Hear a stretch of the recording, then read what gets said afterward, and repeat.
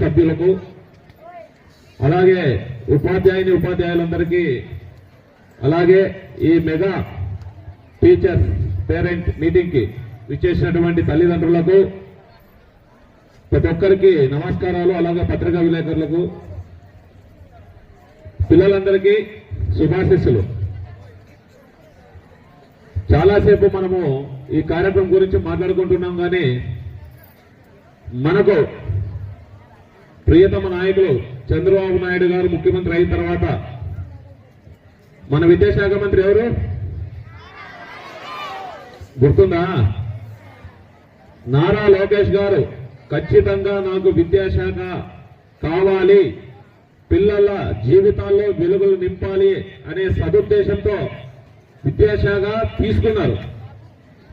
కానీ తీసుకున్న మరుక్షణం నుంచి మనం చూస్తున్నాం గడిచిన సంవత్సరం నుంచి ఇప్పటి వరకు ఎన్ని కార్యక్రమాలు తను మన గవర్నమెంట్ పాఠశాలలో కావచ్చు విద్యార్థుల ఎదుగుదలకు ఏ విధంగా ఉపయోగపడుతుందో ప్రతి ఒక్క చర్యలు తీసుకుంటున్నారు. ఈరోజు పిల్లల్ని ఏ విధంగా పెంచాలి, వారు సరిగా చదువుతున్నారా లేదా అనే ఒక మంచి ఆలోచనతో ఈరోజు విద్యార్థులు వాళ్ళ చదువు భవిష్యత్తు కోసం teachers the parent mega meeting ఏర్పాటు చేశారు. ఇది 3వసారి. ఇందాక మన ఉపాధ్యాయులు గారు చెప్పినట్టు మన ఎంఈఓ గారు చెప్పారు, గతంలో 2 సార్లు జరిగింది, ఇది 3వసారి. ఇక్కడ తల్లిదండ్రులకని ఒక విజ్ఞప్తి చేస్తున్నాం. స్కూల్ ప్రధానోపాధ్యాయులు కావచ్చు, టీచర్స్ కావచ్చు, చెప్పారు ఏదో వచ్చాం మీటింగ్ చూసుకున్నాం వెళ్ళామన్నట్టు కాకుండా ఈ సమావేశం ముఖ్య ఉద్దేశం ఏంటంటే మన కూటమి ప్రభుత్వం ఏర్పాటు చేయడానికి పిల్లలు ఏ విధంగా చదువుతున్నారు, వాళ్ళ భవిష్యత్తు ఏంటి, వాళ్ళు ఏ రంగంలో రాణించగలుగుతున్నారు, క్రీడలో కావచ్చు, స్కిల్ డెవలప్మెంట్ ఏ విధంగా ఉంది, చదువులో ఏ సబ్జెక్ట్ లో ఏ విధంగా ముందుకెళ్తున్నారా, స్లోగా ఉన్నారా ఏంటి అనేది మీరు ఖచ్చితంగా తెలుసుకోవాలి. ఉపాధ్యాయుల్ని కేవలం వచ్చాం కూర్చున్నాం మాట్లాడినాం వెళ్ళిపోయామన్నట్టు ఉండకూడదు. దాంతోపాటు ఇందాక మన ఎంఈఓ గారు చెప్పినట్టు డొక్కా సీతమ్మ గారి మధ్యాహ్న భోజన పథకం ఉంది. ఆ భోజనం ఎలా ఉంది, దాని పరిస్థితి ఏంటి, ఒక్క విషయం ఏదైనా సరే పిల్లలకు సంబంధించినవి ఏవైనా చిన్న లోటుపాట్లు ఏవైనా ఉంటే అవి కానీ ఉపాధ్యాయుల దృష్టికి తీసుకురావాలి, మా దృష్టికి తీసుకురావాలి. ఖచ్చితంగా దీన్ని గౌరవ శాసనసభ్యులు ఎమ్మెల్యే గారి దృష్టికి తీసుకెళ్తాం. అలాగే మంత్రి నారా లోకేష్ గారి దృష్టికి తీసుకెళ్లి ఈ సమస్యలు ఏవైనా మేజర్ ఉంటే మేము పరిష్కరించే అవకాశం ఉంటుంది.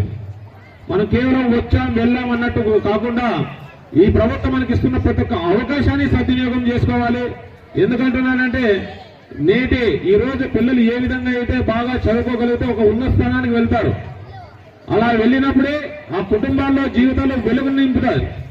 కాబట్టి ఆ పిల్లలు మంచి భవిష్యత్తు బాగుండాలంటే పేరెంట్స్ గా మీరు కూడా చాలా బాధ్యత తీసుకోవాల్సిన అవసరం ఎంతైనా ఉంది. కాబట్టి ఇటువంటి కార్యక్రమాల్లో నిక్కచ్చిగా మీ అభిప్రాయాలు తెలుసుకోవాలి. పిల్లలు ఏ విధంగా చదువుతున్నారు అనే విషయం పైన కానీ ఉపాధ్యాయులను అడిగేసి మీరు ఏమైనా ఉన్నా కానీ సలహాలు సూచనలు ఇవ్వాల్సిన అవసరం ఎంతైనా ఉంది. ఆ సదుద్దేశంతోనే ప్రియతమ మంత్రివర్యులు విద్యాశాఖ మంత్రివర్యులు అయినటువంటి నారా లోకేష్ గారు ఈ కార్యక్రమాల్ని మనకు ఇంప్లిమెంట్ చేస్తున్నారు. మరీ ముఖ్యంగా మన కళ్యాణదుర్గానికి మన అమిల్నే సురేంద్రబాబు గారు ఎమ్మెల్యేగా రావడం అనేది నిజంగా మనకు చాలా సంతోషించదగ్గ విషయం. ఎందుకంటున్నామంటే వచ్చిన రోజు నుంచి మనం చూస్తున్నాం ఏ స్కూల్కి వెళ్ళినా కానీ అక్కడ ఏ చిన్న వసతులు లేకపోయినా అక్కడున్న టీచర్స్ ఏదైనా తన దృష్టికి తీసుకొచ్చిన వెంటనే తన చేతనైనంత ప్రభుత్వంతో అవకాశం ఉన్నవి అక్కడ ట్రై చేస్తూనే తనకున్న అవకాశాలు సర్కిల్లోన వాళ్ళ వేరే కంపెనీలతో ఎవరైనా పరిచయాలు ఉంటే వాళ్ళ దగ్గర అడిగి కానీ సిఎస్ఆర్ ఫండ్స్ తెచ్చి ఏదో విధంగా విద్యార్థులకు కావాల్సిన కనీస వసతులు ఏర్పాటు చేస్తున్నారు. దాంట్లో భాగంగానే మొట్టమొదటిసారి కర్ణం చిక్కప్ప స్కూల్కి వచ్చినప్పుడు ఇక్కడ టాయిలెట్స్ చాలా ఇబ్బందిగా ఉన్నాయి పిల్లలకి, అలాగే బాస్కెట్బాల్ కోర్టు ఇబ్బందిగా ఉంది అని చెప్పారు.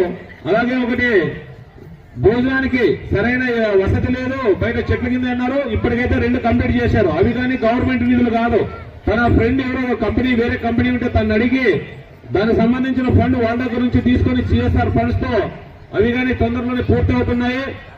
ఆ విధంగానే కాకుండా మన చెట్టూరు మండలంలో ఒకసారి స్కూల్ విజిట్కి వెళ్ళినప్పుడు అక్కడ పిల్లలందరూ నేలపైన కూర్చుంటున్నారు, బెంచెస్ లేవంటే దాదాపు చెట్టూరు మండలంలోనే కాకుండా కుందూరు మండలం అన్ని కలిపి దాదాపు 300 పైచలకు బెంచీలు కానీ ఆ విధంగానే ఆయన ఎస్ఆర్సీ కంపెనీ ద్వారా వాళ్ళకి ఇప్పించడం జరిగింది.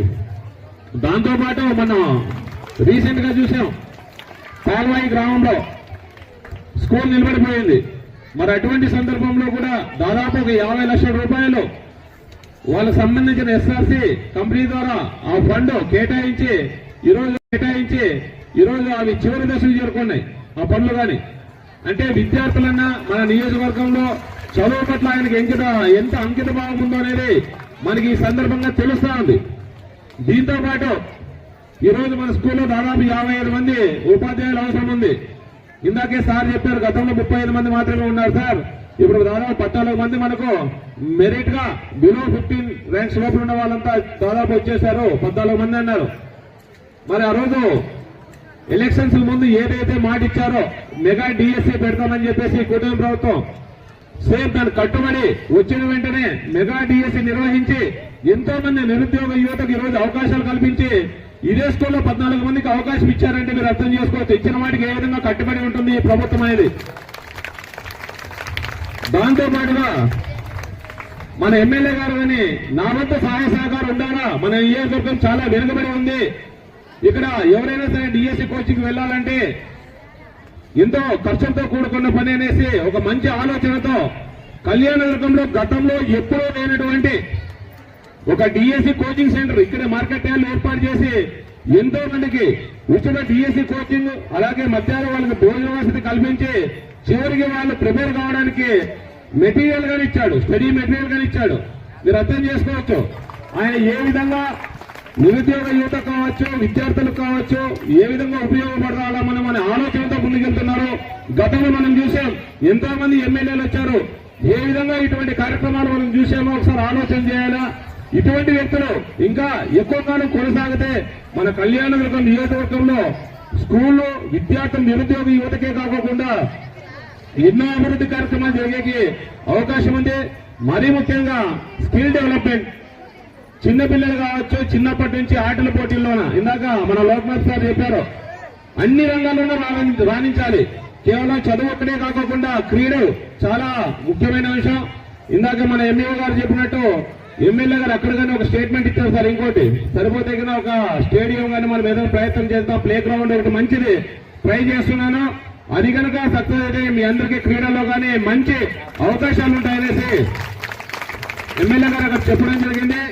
మరీ ముఖ్యంగా 10th క్లాస్ విద్యార్థులకు ఇందాక చెప్పారు సారు, అది నేను అనౌన్స్ చేద్దాం అనుకున్నాను, మరి సారే చెప్పేశారు, సంతోషం. ఎక్సలెంట్.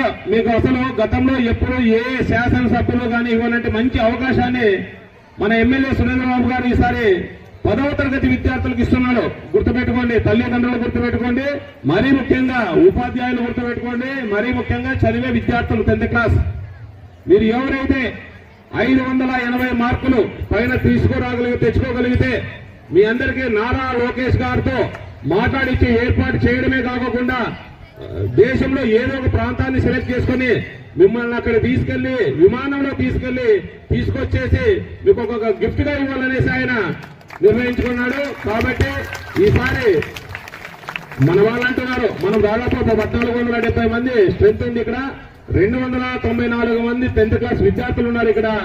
మరి 294 మందిలో గతంలో మనం చూస్తే 1992 అనుకుంటాను కదా సార్, అప్పుడు బసవరాజు గారు ఒకసారి స్టేట్ ర్యాంకర్ గా ఫస్ట్ ర్యాంక్ వచ్చాడు స్టేట్ కి. బాగా గుర్తుపెట్టుకుని మన కళ్యాణదుర్గంలో కరణం చిక్కప్ప హై స్కూల్లో చదివిన విద్యార్థి ఇదే విద్యానగర్ లో ఉండింది అప్పుడు వాళ్ళు, నేను గుర్తుంది నాకు, నేను వచ్చాను, ఆయన తులాభారం జరిగింది ఇక్కడ. అంటే డబ్బులు ఒక పక్క ఆయన ఒక పక్క కూర్చోబెట్టి డబ్బులతో తులాభారం చేశారు. ఆ రోజు స్టేట్ లో ఫస్ట్ ర్యాంక్ వచ్చాడు. అసలు ఒక ఆశ్చర్యం, కళ్యాణదుర్గం రాష్ట్రం మొత్తం కళ్యాణదుర్గం వైపు చూసే విధంగా మన ఆ రోజు ఆయన స్టేట్ ర్యాంక్ తెచ్చుకున్నాడు. ఇటువంటి గవర్నమెంట్ స్కూల్లో చదివి అంత గొప్ప పేరుంది ఈ కర్ణం చిక్కప్ప హై స్కూల్ కి. ఆ తర్వాత ఇంతవరకు మనకు అటువంటి సందర్భం రాలేదు. కానీ స్ట్రెంత్ మాత్రం తగ్గలేదు. ప్రతి ఒక్కరూ ఏ స్కూల్ ఏమైనా మాకు కర్నూలు చెక్కప్ప స్కూల్లో సీట్ కావాలని ప్రయత్నం చేస్తున్నారు. కానీ ఈసారి మంచి అవకాశం వచ్చింది, మంచి ఎమ్మెల్యే గారు వచ్చారు కాబట్టి ఇటువంటి సందర్భం మళ్ళీ కనుక పునరావృతం అయితే నిజంగా చెప్తున్నాను, మన స్కూల్ భవిష్యత్తు మారిపోతుంది. కాబట్టి విద్యార్థులందరికీ ఒకటే విజ్ఞప్తి చేస్తున్నా, ఈ మంచి అవకాశాన్ని సద్వినియోగం చేసుకొని ఇంకా చాలా మందికి మన కర్నూలు చెక్కప్ప హై స్కూల్ మరియు కళ్యాణదుర్గం ఆదర్శంగా ఉండే విధంగా మంచి ఉన్నతమైన మార్కులు సాధించాలనేసి మనస్ఫూర్తిగా కోరుకుంటూ, ఇప్పుడు తల్లిదండ్రులు కావచ్చు, ఏదైనా సమస్యలు ఉన్నా కావచ్చు, పిల్లల ఎడ్యుకేషన్ సంబంధించినట్టు కావచ్చు, స్కూల్కి సంబంధించినట్టు కావచ్చు, మన టీచర్స్ ఎవరైతే ఉన్నారో ప్రతి ఒక్కరితో మాట్లాడి మీరు కేవలం వచ్చాం వెళ్ళామనుకోకుండా ఖచ్చితంగా పాయింట్ రైజ్ చేస్తే గౌరవ శాసనసభ్యుడు అమరేష్ చంద్రబాబు దృష్టికి తీసుకెళ్లేసి సమస్య పరిష్కారాన్ని కృషి చేస్తామనేసి ఈ సందర్భంగా తెలియజేసుకుంటూ ఈ మెగా పేరెంట్ మీటింగ్ కి విచ్చేసిన ప్రతి ఒక్కరికి ధన్యవాదాలు తెలియజేసుకుంటూ నాకు అవకాశం ఇచ్చినందుకు మరొకసారి ధన్యవాదాలు తెలియజేసుకుంటూ సెలవు తీసుకుంటున్నా. Thank you.